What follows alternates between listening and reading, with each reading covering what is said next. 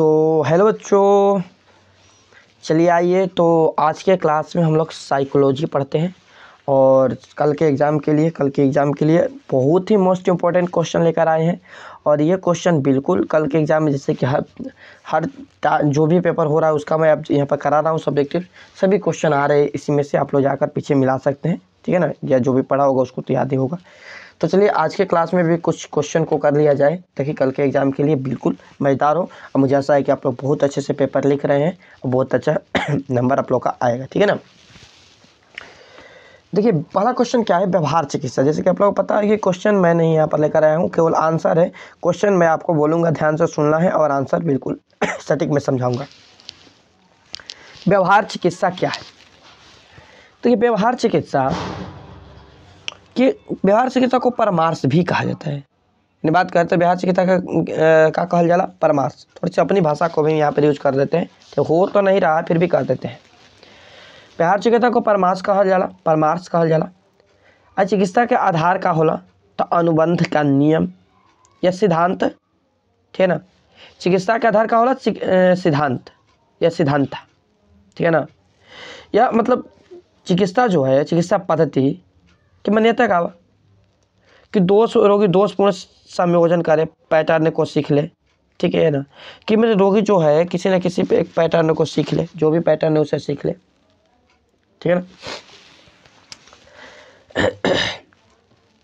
पहले कोनो न कोनो पुनर्विलित होकर संपोषित होता रहे। तो इस चिकित्सा के अर्थ का बा, इस चिकित्सा के उद्देश्य का बा, हाँ, तो किसी न किसी पैटर्न को समझना, ठीक है ना। व्यवहार चिकित्सा में अर्थ है किसी न किसी पैटर्न को सिखा देना, ठीक है ना। ये व्यवहार चिकित्सा कहलाता है, जिससे वो व्यक्ति आगे बढ़ सके, वो व्यक्ति कर सके, ठीक है ना। व्यवहार चिकित्सा का अर्थ होता है। दूसरा क्वेश्चन की बात किया जाए, संज्ञानात्मक व्यवहार चिकित्सा क्या है? तो ये संज्ञानात्मक व्यवहार चिकित्सा के बारे में बताएं हम आपको। चलिए हिंदी में बोलते हैं, दिक्कत हो रही है बहुत ज़्यादा। संज्ञानात्मक व्यवहार चिकित्सा का उद्देश्य बताएं। ये क्या होता है? व्यक्ति को दबाव के विरुद्ध संचारित करना होता है। व्यक्ति को नकारात्मक और अविवेकी विचार के स्थान पर सकारात्मक और विवेकी, देखिए इसमें होता क्या, संज्ञानात्मक चिकित्सा में क्या होता है कि व्यक्ति को निगेटिव सोर्स से, निगेटिव बात से, नकारात्मक बातों से, निगेटिव सोर्सों से दूर रखा जाता है, ठीक है ना। मतलब व्यक्ति के ऊपर कोई दबाव ना हो। संज्ञानात्मक व्यवहार चिकित्सा किसे कहते हैं? जब आदमी डिप्रेशन में जाता है ना, या शरीर पर कुछ होता है तो बहुत सारे शरीर में समस्याएं होती है, तो यही होता है कारण। उसे व्यक्ति को क्या कहते हैं, एक खुले माहौल में रखा जाता है जहाँ पर बिल्कुल थोड़ी शांति हो, थोड़ा सा मतलब अलग टाइप का जगह हो,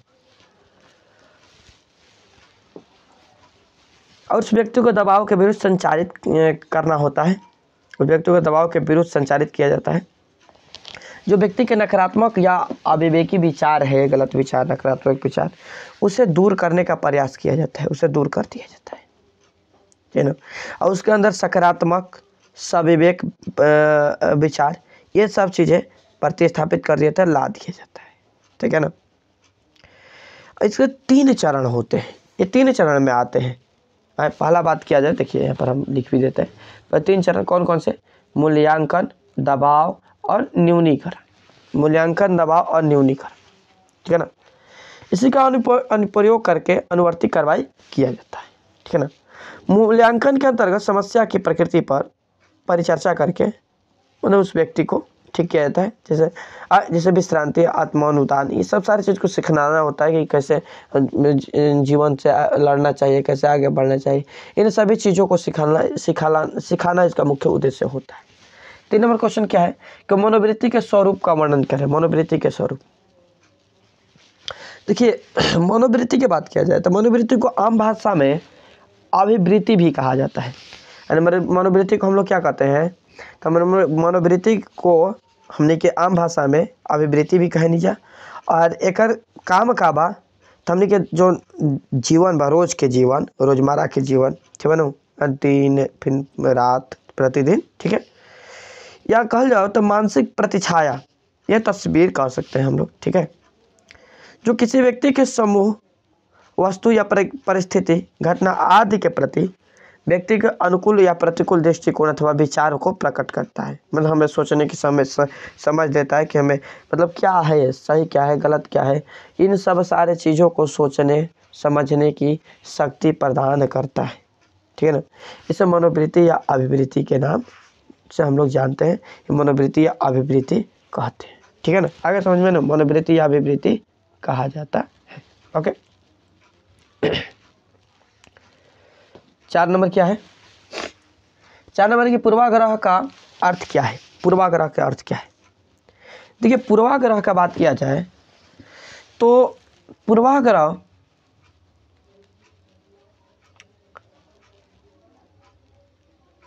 का अर्थ होता है पूर्ण निर्णय लेना। किसी भी कोई भी काम हो, काम जैसा भी हो, ठीक है। पूर्वाग्रह का अर्थ क्या होता है? पूर्ण निर्णय लेना, मतलब अंतिम निर्णय। जैसे अंतिम प्रहार है, उसी तरह अंतिम निर्णय। अंतिम निर्णय क्या होगा? अंतिम निर्णय हम लोग क्या लेने वाले हैं, ये आपका होता है पूर्वाग्रह। अंतिम निर्णय क्या होगा, ठीक है ना। इस प्रकार पूर्वाग्रह जैसे इसके नाम से स्पष्ट होता है कि किसी भी व्यक्ति अथवा वस्तु के विपक्ष में पूरी तरह की जानकारी किए बिना किसी न किसी प्रकार के विचार कर लिया जाता है। ठीक है ना। यानी किसी वस्तु, किसी व्यक्ति के बारे में पुनः विचार किए बिना कोई विचार किए, बिना कोई सोचे कोई अंतिम निर्णय ले लिया जाता है, उसे हम लोग पूर्वाग्रह के नाम से जानते हैं। ठीक है ना। अगला क्वेश्चन देखते हैं हम लोग। संवेदनात्मक बुद्धि या IQ से आप क्या समझते हैं? ये क्वेश्चन भी इंपॉर्टेंट है। देखिए, IQ को हिंदी में संवेदनात्मक बुद्धि कहा जाता है। तो आइए समझते हैं कि IQ क्या है। ठीक है ना। देखिए, IQ की बात किया जाए तो संप्रत्यय की व्याख्या सर्वप्रथम 2 अमेरिकी वैज्ञानिक ने, सैलवे और मेयर, 1990 में IQ की मतलब नाम लिया, IQ के बारे में बताया 1990 में। ठीक है ना। सैलवे तथा मेयर। ठीक है। हालांकि इस पद को विस्तृत करने के श्रेय प्रसिद्ध अमेरिकी मनोवैज्ञानिक, ठीक है, डेनियल गोलमैन को जाता है। Daniel Goleman. ठीक है ना। इन्होंने क्या किया कि इसका विस्तार किया, इसको फैलाया, इसके बारे में बताया। इन्होंने संवेदनात्मक बुद्धि की परिभाषा देते हुए कहा, IQ की परिभाषा देते कि IQ से क्या मतलब कि किसी व्यक्ति की तथा दूसरे व्यक्ति के मनोभाव को समझना। IQ का अर्थ होता है कि अपना या किसी और व्यक्ति के मनोभाव, मनोदृष्टि को समझना। ये आपका IQ लेवल कहलाता है। क्या हम किसी व्यक्ति को कितना पकड़ सकते हैं, वो क्या सोच रहा है, क्या उसके दिमाग में चल रहा है, ठीक है, ये बात कैसे उत्पन्न हुआ, क्या हुआ क्या नहीं हुआ, इस सारे चीज़ को समझना, इस सारे चीज़ पर काम करना, नियंत्रण करना, अपने उद्देश्य के प्राप्ति हेतु उनका सर्वोत्तम उपयोग करना होता है। मतलब क्या इन लोगों का कहना है, संवेदनात्मक बुद्धि हमारी सफलता का 80% भाग निर्धारित करती है। यानी जो हमारी IQ लेवल है ना, ये हमें सफल बनाने में 80% तक कार्यरत है, 80% तक लाभ है। ठीक है ना। 80% तक लाभ हम मिलता है IQ लेवल से। ठीक है। क्योंकि कोई भी चीज़ का गेस होता है ना, गेस कर लेते हैं हम लोग। जैसे कि अभी आप लोग को बता रहे हैं कि ये क्वेश्चन आएगा एग्जाम में, मतलब क्या, ये भी एक IQ लेवल के ही अंतर्गत आएगा। जैसे कि मुझे ये लग रहा है, मैं गेस कर पा रहा हूँ, ये क्वेश्चन पूछेगा। ठीक है। IQ लेवल के संबंधित है, IQ लेवल से इसे हम लोग जोड़ेंगे, बात करेंगे। ठीक है ना। आया समझ में। आगे बात करते हैं हम लोग 6 नंबर क्वेश्चन की। अभिक्षमता क्या है? अभिक्षमता क्या है? तो ये किसी विशेष क्षेत्र की विशेष योग्यता को क्या कहते हैं हम लोग? अभिक्षमता कहते हैं। किसी विशेष क्षेत्र की विशेष योग्यता को क्या कहते हैं? अभिक्षमता कहते हैं। अभिक्षमता विशेषताओं का एक संयोजन है। अभिक्षमता क्या है? विशेषताओं का एक संयोजन है। बहुत सारी विशेषताओं के एक संयोजन को अभिक्षमता कहते हैं। ठीक है ना। जो व्यक्ति या प्रशिक्षण के उपरांत किसी विशेष क्षेत्र के ज्ञान अथवा कौशल की क्षमता को प्रदर्शित करता है। किसी व्यक्ति के विशेष क्षेत्र का ज्ञान, उसके अभिक्षमता, उसके कौशल को प्रदर्शित करता है, जैसे यदि हम गणित के विषय की समस्या देखिए लिखे कि जैसे गणित के विषय की समस्या को ढूंढने में हम किसी गणित के जानकार व्यक्ति से सहायता लेते हैं, लेकिन किसी कविता की कठिनाई होती है तो उसके लिए हम हिंदी के जानकार व्यक्ति से सहायता लेते हैं। इसी तरह स्कूटर में की कोई समस्या होती है तो स्कूटर मैकेनिक के पास में जाते हैं, ठीक है ना। इसे क्या कहते हैं, आविक्षमता। मतलब क्या, हर एक व्यक्ति की कोई ना कोई काम करने का एक क्षमता होता है, एक लेवल होता है, ठीक है ना, कि कौन सा काम करने से हम पढ़ाते हैं, हम पढ़ा सकते हैं, ठीक है ना। कोई व्यक्ति ऐसे होते हैं जो एक से अधिक काम को कर लेते हैं, वो अलग बात है, लेकिन किसी भी काम में एक्सपर्ट होना उसका अभिक्षमता कहलाता है, ठीक है ना। चलिए अगला क्वेश्चन 7 नंबर क्वेश्चन देखते हैं हम लोग। अंतर्मुखी और बाह्यमुखी व्यक्ति तत्व प्रकार में अंतर बताएं। अंतर्मुखी और बाह्यमुखी व्यक्ति तत्व के प्रकार। देखिए युंग एक मनोवैज्ञानिक थे। युंग ने व्यक्ति तत्व का वर्गीकरण के व्यवहार पर प्रवृत्ति के आधार पर 2 प्रकारों में इसे बांटी थी, ठीक है ना। क्या किया कि अंतर्मुखी और बाह्यमुखी को 2 आधार पर बांटा गया, ठीक है ना। पहला आधार को कहा कि क्या कहा गया कि युंग ने बताया कि युंग का अंतर्मुखी प्रकार के व्यक्ति एकांत प्रिय आदर्शवाद विचार के होते हैं। जो अंतर्मुखी व्यक्ति होते हैं ना, वह एकांत में रहना पसंद करेंगे और उनका जो विचार होता है वह आदर्शवादी होता है। लेकिन जो बहिर्मुखी व्यक्ति होते हैं वे समाज प्रिय होते हैं, यथार्थवादी व्यक्ति कहलाते हैं। समाज प्रिय और यथार्थवादी मतलब समाज में उनकी काफ़ी ज़्यादा जान पहचान रहेगी, ठीक है ना। दूसरा क्या अंतर है कि अंतर्मुखी व्यक्ति आत्मगत दृष्टिकोण वाले होते हैं, आत्मगत दृष्टिकोण वाले होते हैं, लेकिन व्यवहार कुशल नहीं होते हैं, उनमें व्यवहार कुशल नहीं होता है। जबकि अंतर्मुखी व्यक्ति वस्तुगत दृष्टिकोण के जानने वाले होते हैं, ये व्यवहार कुशल। समाज में रहने वाले व्यक्ति क्या होते हैं, व्यवहार कुशल होते हैं, लेकिन समाज में नहीं रहने वाला व्यक्ति वह व्यवहार कुशल नहीं होता है, ठीक है।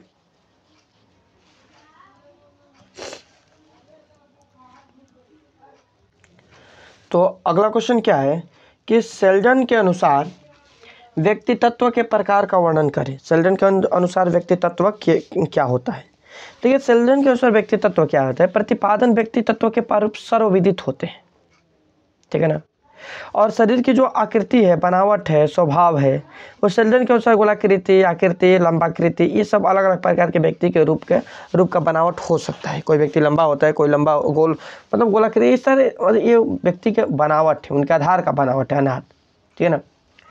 गोलाकृति प्ररूप वाले व्यक्ति गोल मोटोल होते हैं, मृदुल जैसे गोल मोटोल होता है ना, गोल मोटोल जैसे गणपति। स्वभाव से लोग स्थिर और सामाजिक मिलनसार होते हैं, ऐसे व्यक्ति सामाजिक होते हैं। आयताकृति के प्रारूप की बात किया जाए तो ये मजबूत पेशी वाले होते हैं, लंबे आयताकार लंबे होते हैं, बड़े शरीर वाले, मजबूत पेशी वाले एवं सुगठित शरीर वाले, इनका शरीर गठित होता है।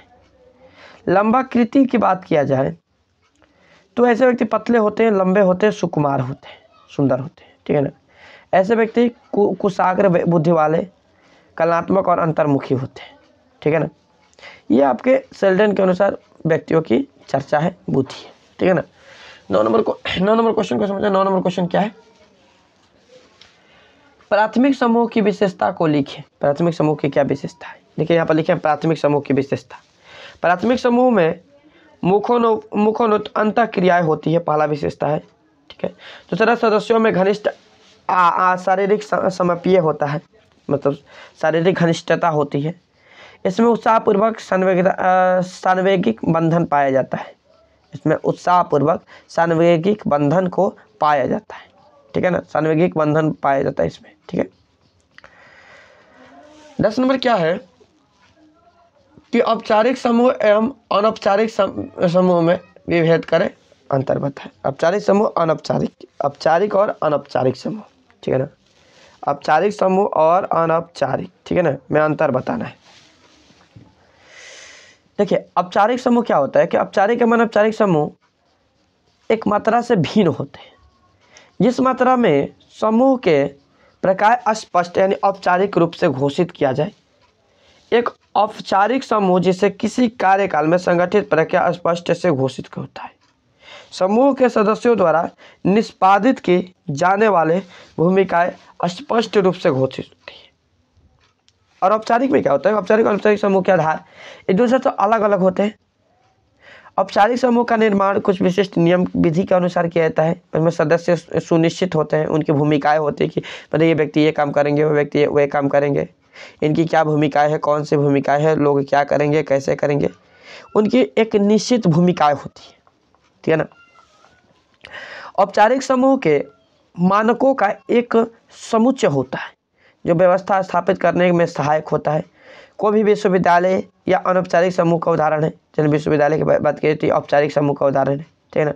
तो उससे अनौपचारिक समूह की बात किया जाए ना तो ये निर्माण या विधि पर आधारित नहीं होता है, इसका कोई नियम नहीं है, आज मन तक किया जाए नहीं तो छोड़ा जाए, ठीक है ना, अपना मन का होता है इसमें। अनौपचारिक में मतलब समझ लीजिए ना कि औपचारिक का मतलब क्या, नियम कानून के साथ में चलना। अनौपचारिक का मतलब होता है अपना मन का, अपने मन से कोई भी काम को करना, अपना मन से चलना, ये आपका क्या होता है, अनौपचारिक होता है, ठीक है ना, अनौपचारिक समूह होता है। समझ में आ गया। अगला क्वेश्चन की बात किया जाए। अगला क्वेश्चन है कि व्यवहार पर शोरगुल के प्रभाव का वर्णन करें, कि व्यवहार पर शोरगुल क्या होता है, ठीक है ना, मानव व्यवहार पर शोरगुल के प्रतिकूल प्रभाव क्या होता है, ठीक है ना। चलिए करते हैं चर्चा। देखिए मानव व्यवहार पर शोरगुल के बारे में बताया जाए, हम देखिए बता रहे हैं, सुन लीजिए आप लोग ध्यानपूर्वक। तो मानव व्यवहार पर शोरगुल यानी कि जब हाला गुला होता है, हाला होता है तेज, ठीक है ना, लोग चिल्लाते हैं, तो उसका जैसे हम शांति से बैठे हैं तो भाई कोई आकर चिल्लाएगा, तो इसका प्रभाव उस व्यक्ति पर क्या पड़ेगा, भला ये तो है कि इसका प्रभाव उस व्यक्ति के ऊपर क्या पड़ेगा, वो व्यक्ति क्या करेगा। तो देखिए जब कभी भी शोरगुल का आरंभ होता है तो एक साधारणता मतलब कहा जाए तो एक स्वाभाविक चिड़चिड़ापन, शब्द ग्रहण की क्षमता, मतलब कितना हम सह सकते हैं, कार्य निष्पादन में विलंब, कार्य को करने में विलंब, त्रुटियां, सीखने की अभिरुचि की क्षीण, ध्यान में अवरोध, ये आदि सब अवांछनीय लक्षण इसके प्रस्तुत है, मिलते हैं, ठीक है ना, ये शोरगुल के, ठीक है। शोरगुल के कारण मनुष्य जल्दी थक जाता है। जब हाला गुला होगा ना तो काम करने का मन नहीं करेगा, जल्दी थक जाएंगे और उससे स्वयं में ऊर्जा की कमी महसूस होने लगती है। यानी जब कभी भी हम लोग हाला करते हैं, हाला गुला करते हैं, ठीक है, तब क्या होता है कि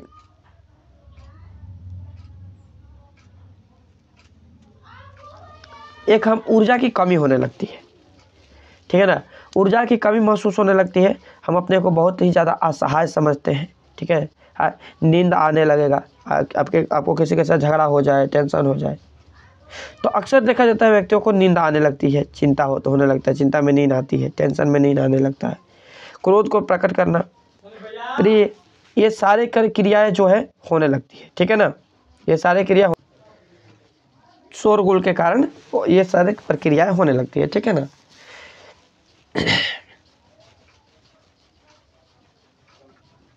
शोरगुल के कुछ मतलब प्रभाव बताते हैं, जैसे चिल्लाना, नारे लगाना, भाषण के मध्य तालियां की गड़गड़ाहट, तालियां बजाना, ये डीजे बजाना, फिर ये साउंड होता है जो चोंगा होता है उसे बजाना, ये शोरगुल के प्रमुख प्रभाव है, ठीक है ना।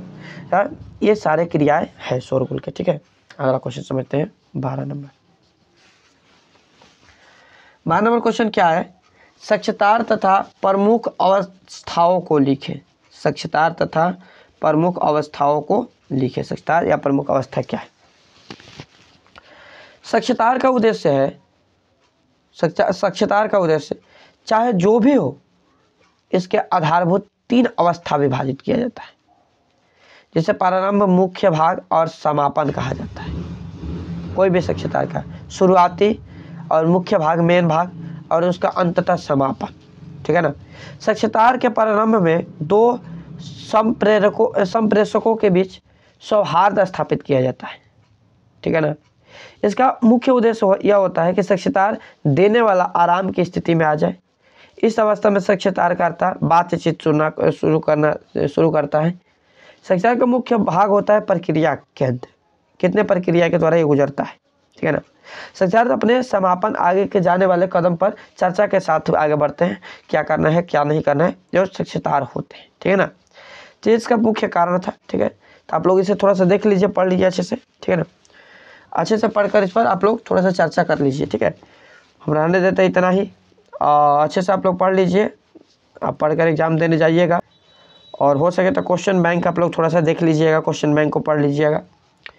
कम से कम 2010,